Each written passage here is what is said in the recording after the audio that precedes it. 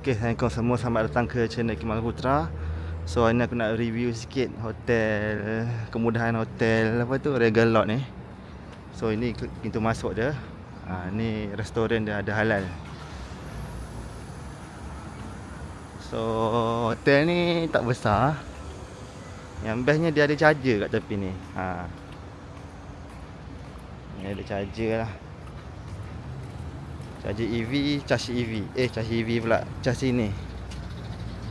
Dia 22 kW, ada 2 bay.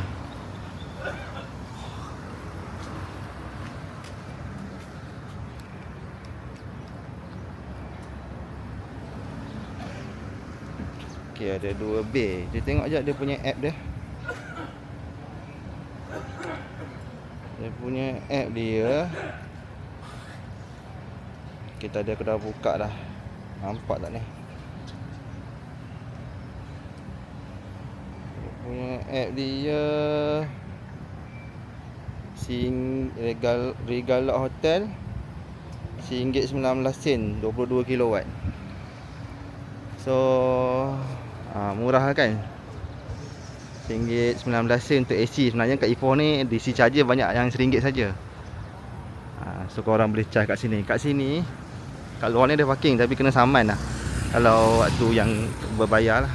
So tadi aku dah kena saman dah, kena bayar RM15. Yang best restoran dia belakang ni, The Limestone ni ada halal. Ada halal Jakim lah. So charger dia kat situ. Hotel dia pintu masuk kat situ. Ni restoran dia lah. Bawah ni makan yang best, hotel free. Ni guard dia ni.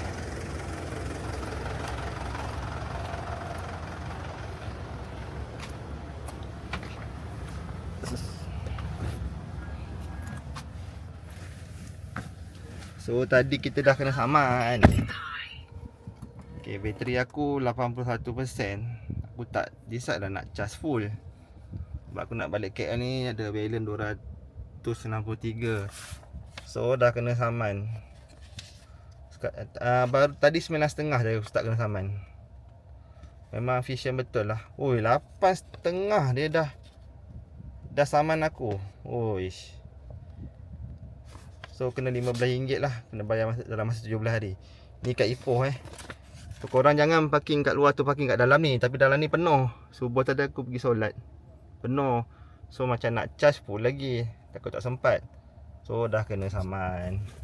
Itulah kisah dia. RM15 tu, kuasa aku boleh dapat dalam 11-12 kW. Kalau charge kat situ kan dah rugi. Itulah. Ni dia tadi. Ini nampak tak ni?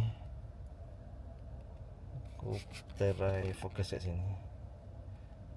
Okey, Regalot Hotel 22 kW untuk satu bay tu, ada 2 bay. Kosong sekarang ni. RM19 per kilowatt.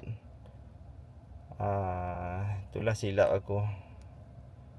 Sebab aku sampai-sampai daripada KL ni lah, aku cakap rumah sebelum tu. Lepas tu sampai ke Ipoh ni aku cakap TNB Electron, dapat free charging lah kat Wisma TNB Electron tu. So ni sekarang balance dia. So kalau tak ada yang free tu, memang aku charge kat sini overnight lah kot. Sebab kat Imas ni kita boleh set M dia tu, kita boleh limitkan kat sini. Ni kelebihan lah. Kalau charger tu laju sangat, kita boleh dah slowkan kan, supaya kita ambil masa yang panjang lah. Tu yang kelebihan Imas ni. Dekat AC ni kita boleh control dia punya current masuk lah. So kita boleh agak-agak lah nak charge 10 jam ke 12 jam ke, kena adjust kat sini lah. Itulah, dah kena saman. Tak apalah, kita bayar, nak buat macam mana kan. So tu je lah aku nak review untuk korang ni. Ni Regalot Hotel. Dia punya rate dalam 150 ke bawah aku dapat lah. Aku 2 hari kat sini, 130 dan 150 aku bayar pakai trip.com lah. Ada restoran dia, ada halal cert dekat situ. Okay, itu saja aku nak kongsi dengan korang. Lokasi charger Kak Ipoh yang sangat berbaloi lah.